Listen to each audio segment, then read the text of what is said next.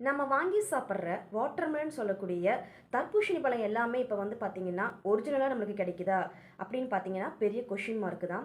Of சீசன்லேயும் நம்ம எல்லா ஃப்ரூட்ஸையும் சாப்பிட ஆரம்பிச்சிட்டோம். இதை பற்றி food safety and authority of India என்ன தகவல்கள் தராங்க அப்படிங்கிறத வாங்க பார்த்துடலாம். ஃபஸ்ட்டு வந்து பார்த்தீங்கன்னா நம்மளுக்கு இந்த பழங்கள் எல்லாமே ரொம்ப லாங் டிஸ்டன்ஸ்லேருந்து நம்மளுக்கு வந்து கிடைக்குது. அதை நம்ம வாங்கி கட் பண்ணி டேஸ்ட் பண்ணும்போது பார்த்தீங்க அப்படின்னா இயற்கையான டேஸ்ட்டுக்கும் ஒரு டேஸ்ட் என்ஹான்சர் யூஸ் பண்ணால் கிடைக்கிற டேஸ்ட்டுக்கும் நல்லாவே டிஃப்ரெண்ட் தெரியும். ஸோ அது பழுக்காமல் இருக்க எரித்ரோசின் பி அப்படிங்கிற அல்ட்ரேஷனை வந்து பார்த்தீங்கன்னா இன்ஜெக்ட் பண்ணுறாங்க.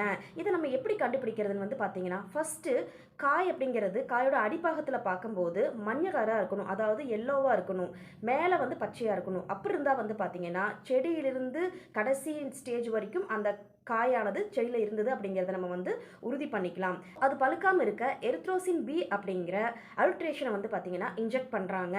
இதை நம்ம எப்படி கண்டுபிடிக்கிறதுன்னு வந்து பார்த்தீங்கன்னா ஃபஸ்ட்டு காய் அப்படிங்கிறது காயோட அடிப்பாகத்தில் பார்க்கும்போது மஞ்சள் கலராக இருக்கணும், அதாவது எல்லோவாக இருக்கணும், மேலே வந்து பச்சையாக இருக்கணும். அப்படி இருந்தால் வந்து பார்த்தீங்கன்னா செடியிலிருந்து கடைசி ஸ்டேஜ் வரைக்கும் அந்த காயானது செடியில் இருந்தது அப்படிங்கிறத நம்ம வந்து உறுதி பண்ணிக்கலாம். வாட்டர்மெலனை ரெண்டாக கட் பண்ணும்போது அது அவுட் சைடில் ஒயிட் கலர் லேயர் இருக்கும்.